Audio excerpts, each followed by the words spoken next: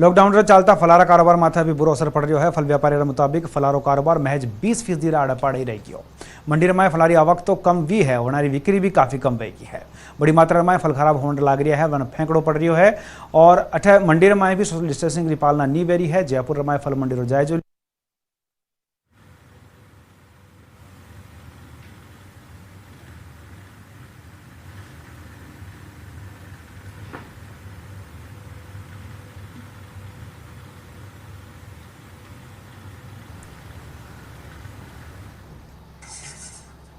और ये सीधी तस्वीर आप देख रहे हो। पत्रकार सागे सीएम जी वार्ता है।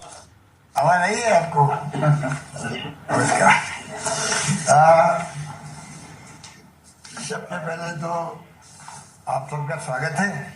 और जैसे आप सबको मालूम होगा मेरे फिगर कि अभी कोरोना पॉजिटिव जो आया अभी तक वो 1535, उसमें 205 लोग ठीक हो चुके हैं और 97 को अस्पताल से छुट्टी दे दी गई है। और सैंपल जो कलेक्ट किए गए हैं वो 57,290 ये फिगर मोटे रूप में है। और हमने जो रैपिड टेस्ट शुरू किए थे और उसके अलावा जो बैकलॉग हो गए थे यहाँ पर पीसीआर टेस्ट का, तो 4,000 टेस्ट भेजे गए दिल्ली। उसके 2,000 के परिणाम आ गए अभी और उसमें सिर्फ 69 आए, पॉजिटिव आए। लेस देन 3% है ये। इसके मानने है कि जो बाकी 2,000 हैं वो भी शायद इसी के इर्द गिर्द आएंगे। तो जो आशंका थी कि पता नहीं इतनी बड़ी संख्या में जो पीसीआर टेस्ट हुए कितनी बड़ी तादाद में नंबर आएंगे पॉजिटिव केस के, वो आशंका खत्म हो गई। ये एक अच्छी बात है।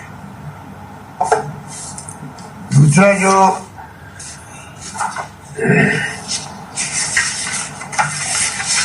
स्थिति बना रखी है यहाँ पर, कोटा जो है, कोटा के जो छात्र पढ़ते थे वहाँ पर, फॉर्चुनेटली चीफ सेक्रेटरी ने वहाँ होम सेक्रेटरी से बात करके कोऑर्डिनेट किया, क्योंकि वो लोग मैंने कल भी कहा आपको कि कम उम्र के छात्र हैं, 16 से 22-23 तक के, तो बहुत ज़्यादा ही विचलित हो रहे थे। वो घरों में किराए के मकान रहते थे। तो सक्सेसफुली सीएस ने बात करके ये एग्री कराया भारत सरकार को कि इनको अलाउ करना चाहिए। लॉकडाउन के अंतर्गत जो इंटर स्टेट मूवमेंट बंद है उसके बावजूद भी। और मुझे खुशी है कि भारत सरकार के गृह मंत्रालय ने एग्री किया। उसके कारण से यूपी सरकार ले गई अपने छात्रों को, उत्तराखंड वाले ले गए, अब मध्य प्रदेश एग्री हो गए हैं और छत्तीसगढ़ भी एग्री हैं। वेस्ट बंगाल के मुख्यमंत्री से आज मेरी बात हुई है सुबह, ममता बनर्जी से, उनको हमने कन्वे कर दिया है। आसाम के मुख्यमंत्री से बात हुई थी परसों, फिर कल उनके मंत्री का फोन आ गया, वो अपनी टीम भेज रहे हैं, आज पहुंच जाएगी वो लेने के लिए, वो सारे बच्चों को ले जाएंगी। इस प्रकार से बंगाल, आसाम, गुजरात भी एग्री हो गया है। तो आसाम, बंगाल, छत्तीसगढ़, मध्य प्रदेश और गुजरात तमाम करीब एग्री हो गए हैं। और 4,000 बच्चे हमारे राजस्थान के अपने हैं, उनके लिए व्यवस्थाएं कर दी गई है। वो जाने लग गए हैं कोटा से और वो लोग भी चले जाएंगे। तो एक कोटा का जो चैप्टर था वो हो गया, समाप्त हो गया। अब बात आती है श्रमिकों की। और जब से मैंने कल आपको डिटेल में बताया था, आज मैंने गृह मंत्री अमित शाह जी को कहा है,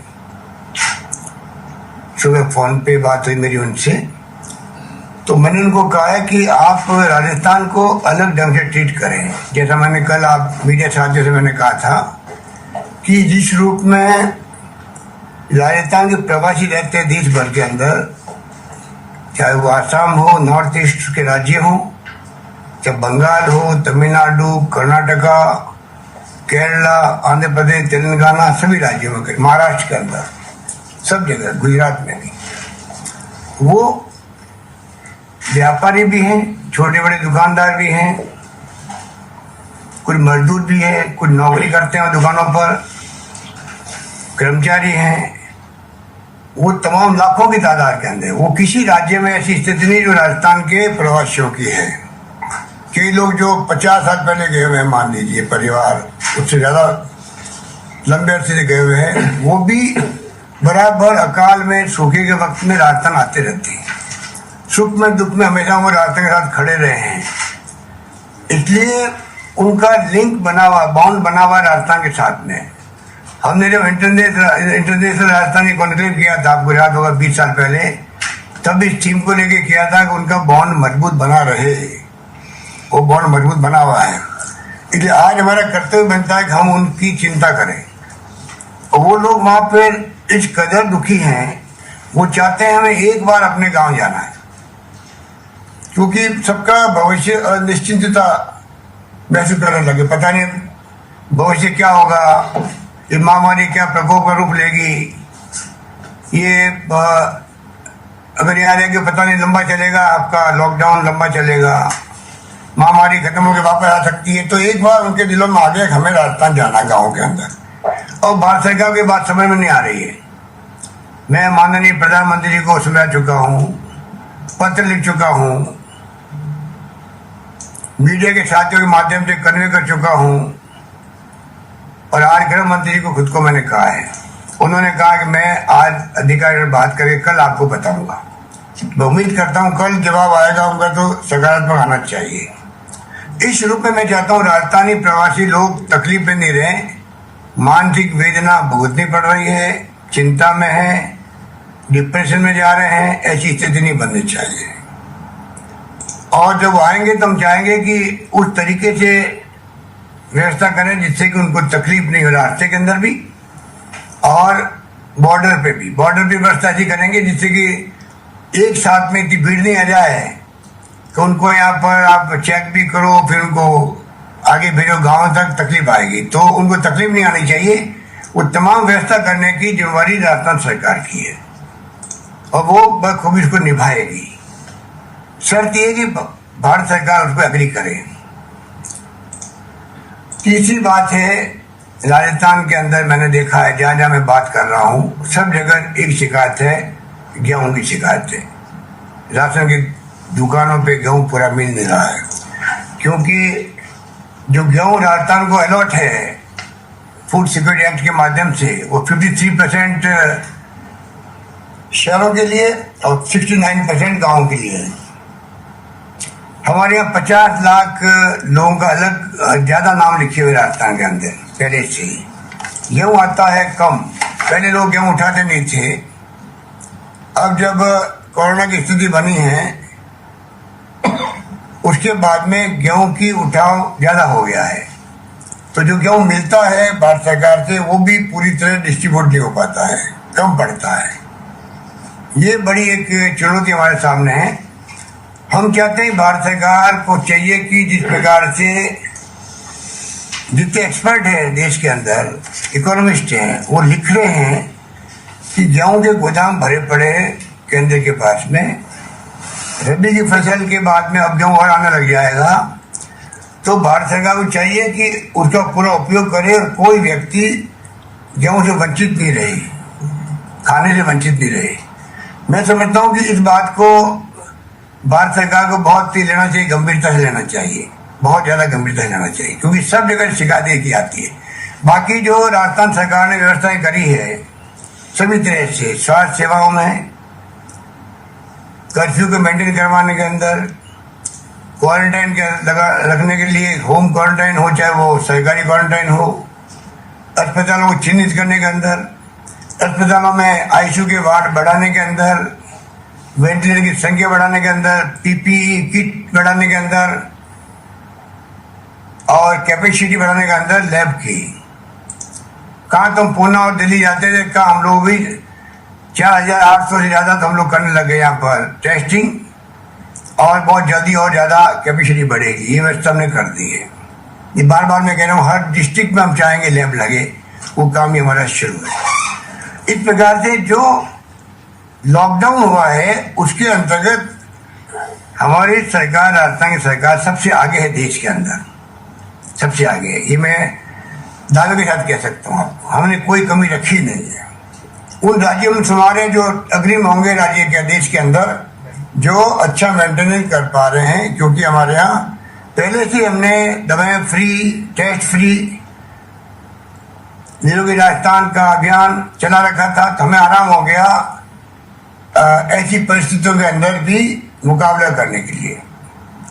और पहले भी हमने जो स्वाइन फ्लू आया था तब भी आपको मालूम है कि राजस्थान ने सारा इंफ्रास्ट्रक्चर बनाया था।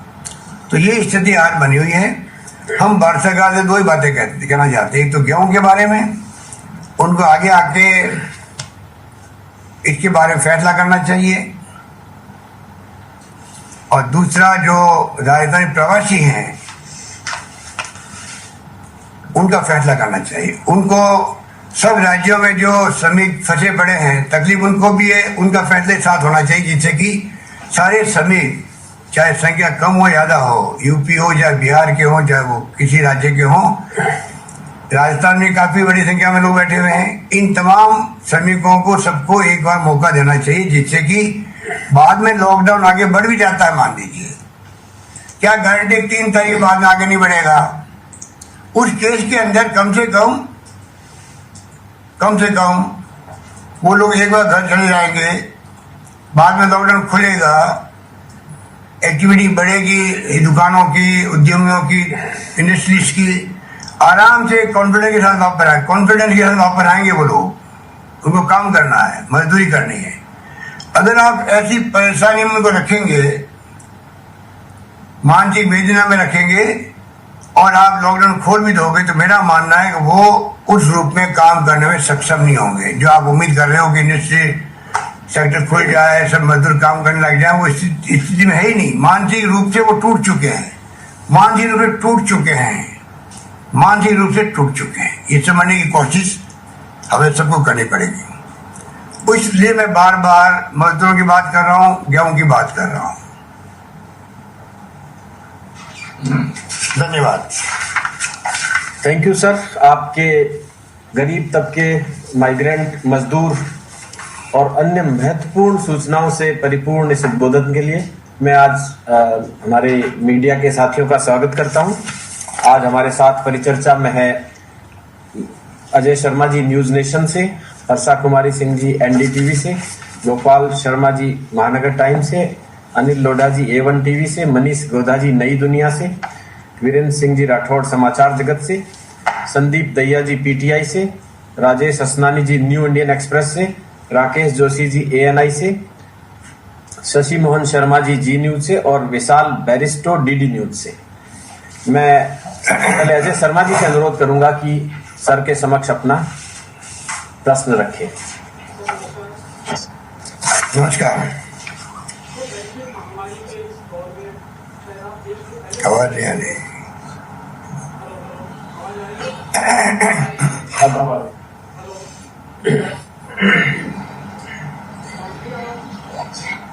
आ रही बोलिए आप। Yes please.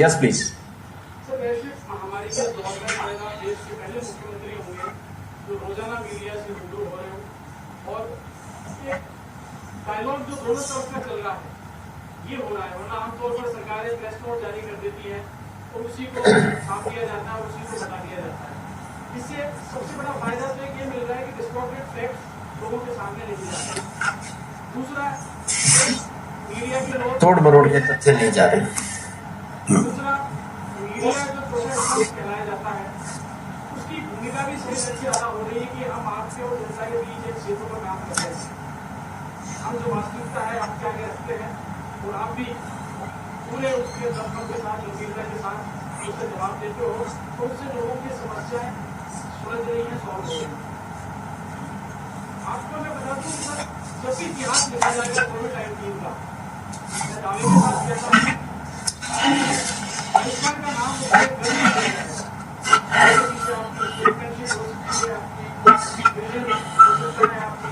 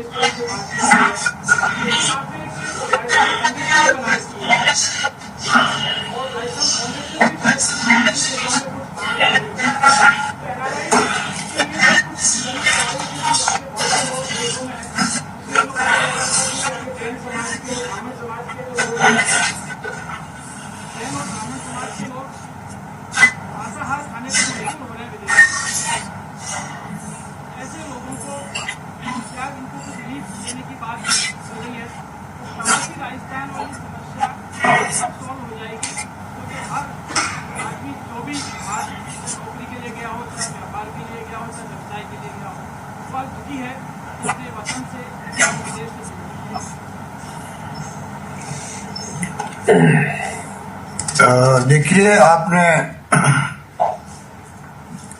जो एनआरई की बात की और प्रवासियों की बात की, उसके बारे में विस्तार से बता चुका हूँ। राजस्थान फाउंडेशन भी काम कर रहा है, हमारे 2 सीनियर ब्यूरोक्रेट लगे हुए हैं इस काम में, और राजस्थान फाउंडेशन के कमिश्नर वो भी साथ जुड़े हुए हैं। सब मिलकर एनआरई के बारे में और प्रवासियों के बारे में बातचीत कर रहे हैं, उनकी समस्याओं के समाधान कर रहे हैं। सवाल ये, जब तक आवागमन अलाउ नहीं होगा देश के अंदर भारत सरकार द्वारा, तब तक संभव नहीं है हम उनको ला सकें यहाँ पर। उनकी समस्या यहाँ आने की है, बाकी छोटी बड़ी समस्या है, उसके लिए हमने इंतजाम कर रखे हैं। तब तमाम मुख्यमंत्री महोदयों को पत्र लिखे जा चुके हैं, अधिकारी नियुक्त किए जा चुके हैं जो उनकी समस्याओं के समाधान कर रहे हैं। मुख्य समस्या जो है वो है यहाँ आने की, जिसके बारे में विस्तार से बता चुका हूँ। धन्यवाद आपका। थैंक यू सर, धन्यवाद अजय जी। मैं हर्षा कुमारी सिंह जी से अनुरोध करूंगा कि कृपया अपना कंसर्न रखें।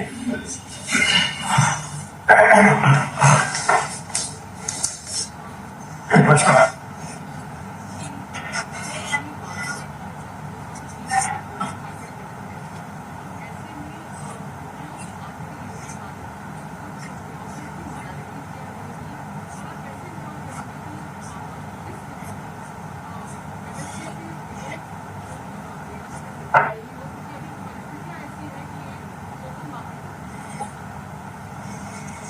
देखिए, 16 अप्रैल से एमएसपी पे गेहूं की खरीद शुरू हो चुकी है कोटा के अंदर, कोटा संभाग के अंदर, और 25 अप्रैल से तमाम कलेक्टर्स को कहा हुआ है कि आप शुरू कीजिए, और यथासंभव पहले भी शुरू कर सकते हैं। खरीद के केंद्र पहले 204 थे, अब 322 कर दिए गए हैं। राजफेड, तेलंग संघ और एफसीआई के माध्यम से खरीद की जा रही है, खरीद की जाएगी, और 120 लाख टन यहाँ पे उत्पादन होने की संभावना है, और 17 लाख टन का एमएसपी का प्रोविजन किया गया, भारत सरकार द्वारा फिक्स किया गया है। और शेष फसल जो है उसकी बिक्री बाजार में होती है। जहां तक आपने कहा कि खरीदारी जो है उसमें कई बार एमएसपी से कम दाम में खरीदारी होती है, उसमें कई फैक्टर काम करते हैं। उसकी क्वालिटी क्या है, एफएक्यू क्या है, उसकी क्वालिटी क्या है, वो भी देखी जाती है एमएसपी खरीदारी में भी और प्राइवेट खरीदारी करने भी। और उसी ढंग से मार्केट फोर्सेज काम करती है, इसके लिए मार्केट फोर्सेज काम करती है। सरकार एमएसपी पे खरीदारी इसलिए करती है कि उसके भाव जो है नीचे नहीं जाए, पर फिर भी आप जो कह रही है मैं उसे स्वीकार करता हूँ, कई बार नीचे जाते हैं।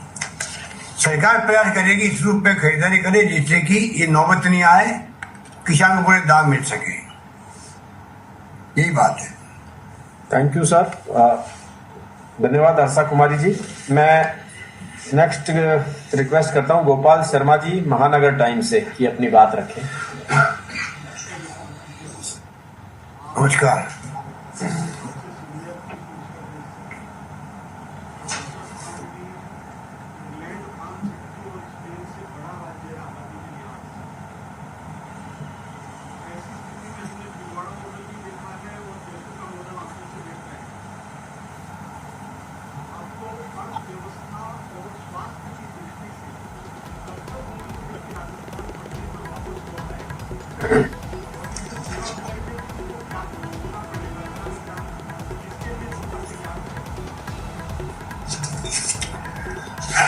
देखिए, ये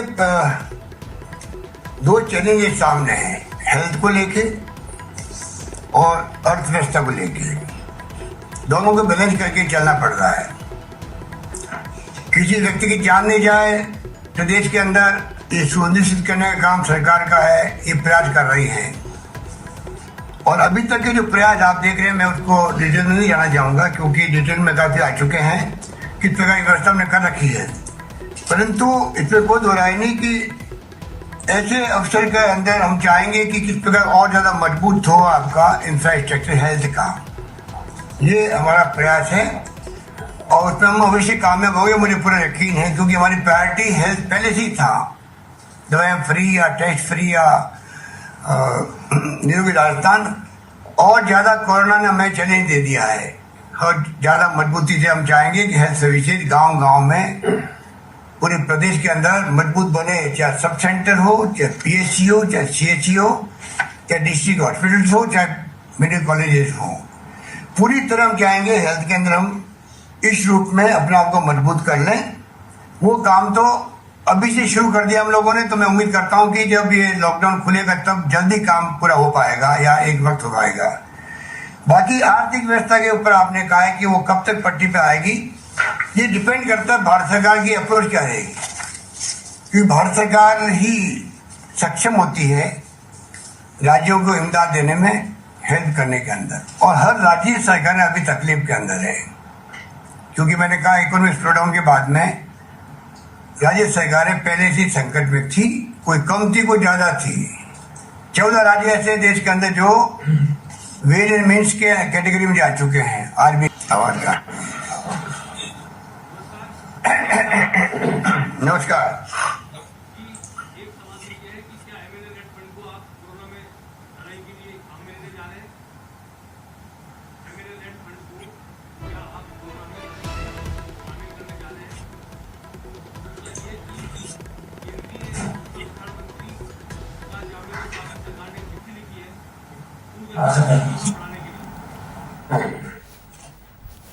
तो आप देख रहे हैं कि मुख्यमंत्री अशोक गहलोत जो है वो लगातार वीडियो कॉन्फ्रेंसिंग कर रहे हैं। पत्रकारों के तमाम सवालों के जवाब उनके द्वारा दिए जा रहे हैं कि कोरोना को लेकर के प्रदेश में क्या कुछ स्थिति अभी बनी हुई है। लगातार उसको लेकर के वो रोजाना वीडियो कॉन्फ्रेंसिंग कर रहे हैं। शिक्षा मंत्री ने पत्र लिखा है, उसका जवाब अभी आया नहीं है। मैं उम्मीद करता हूं कि बहुत ही अच्छा सुझाव दिया उन्होंने कि किस प्रकार से दूरदर्शन का उपयोग किया जाए। और अगर जब लॉकडाउन तो हिस्ट्री में पहली बार हुआ है देश के अंदर, अगर लॉकडाउन के दरमियान भी दूरदर्शन का उपयोग शिक्षा के लिए नहीं होगा तो फिर कब होगा? ये सरकार को सोचने की बात है। सरकार की प्रायोरिटी मैं समझता हूँ दूरदर्शन के स्लॉट बहुत लंबे चौड़े हैं, 24 घंटे चलता है। आराम से वो इस सुझाव को मान सकते हैं और उनको मानना चाहिए, क्योंकि ये उस पीढ़ी का सवाल है जो पीढ़ी कल का देश का भविष्य है। छात्रों पर निर्भर करता है, युवा पीढ़ी पर निर्भर करता है। तो मेरा मानना है कि भारत सरकार को शीघ्र ही फैसला करना चाहिए और सुविधा प्रदान करनी चाहिए राज्यों को घर बैठे हुए बच्चे छात्र दूरदर्शन के माध्यम से पढ़ाई कर सकें। और मैं समझता हूँ आकाशवाणी दूरदर्शन का अच्छा उपयोग राज्यों को मिल सकता है, शिक्षा विभाग को मिल सकता है। दूसरा आपने जो कहा है एमएलए फंड की बात, केंद्र सरकार ने उसको 2 साल के लिए उसको समाप्त किया है। अभी मेरी कोई योजना नहीं है कि हम उसको कोई समाप्त करें, और इसके भी विचार चल रहा है कि 2 साल जो फंड मिलता है एमएलए को, उसको हम लोग कहते कोविड से लड़ने के लिए और स्वास्थ्य सेवाओं के इंफ्रास्ट्रक्चर को मजबूत करने के लिए लगाएं। इस पे विचार चल रहा है कि इस पैसे का उपयोग अगर कोविड के कारण से जो चैलेंज मिला हम लोगों को, उसी बहाने इंफ्रास्ट्रक्चर मजबूत हो पूरे राजस्थान का, हर एमएलए को ये प्रायोरिटी दी जाए कि वो अपने क्षेत्र के अंदर किस प्रकार हेल्थ का इंफ्रास्ट्रक्चर मजबूत करे। इस दिशा में हम लोग सोच रहे हैं, अभी फैसला नहीं किया है। तो समाप्त करने का कोई इरादा नहीं है, ना इसका इरादा है और ना इसका इरादा कोई नहीं है। Thank you sir. धन्यवाद अनिल जी, बहुत बहुत शुक्रिया आपको। मैं अब नई दुनिया से मनीष गोधा जी से अनुरोध करूंगा कि कृपया अपना सवाल रखें।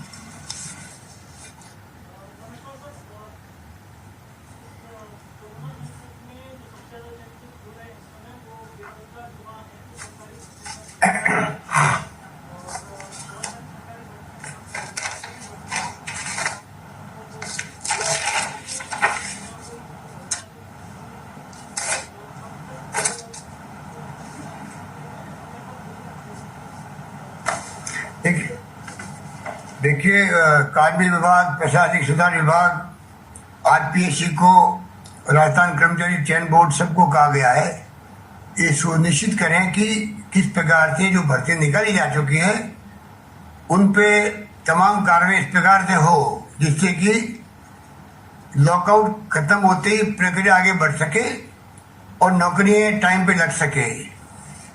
फिर भी मेरा मानना है थोड़ा बहुत विलम्ब संभव है, तो हम चाहेंगे कि वो विलम्ब समाप्त कैसे हो उस दिशा में हम आगे बढ़ेंगे, काम करेंगे। धन्यवाद। Thank you sir. धन्यवाद मनीष गोदा जी। मैं समाचार जगत से वीरेंद्र सिंह जी राठौड़ से अनुरोध करूंगा कि कृपया अपना प्रश्न रखें।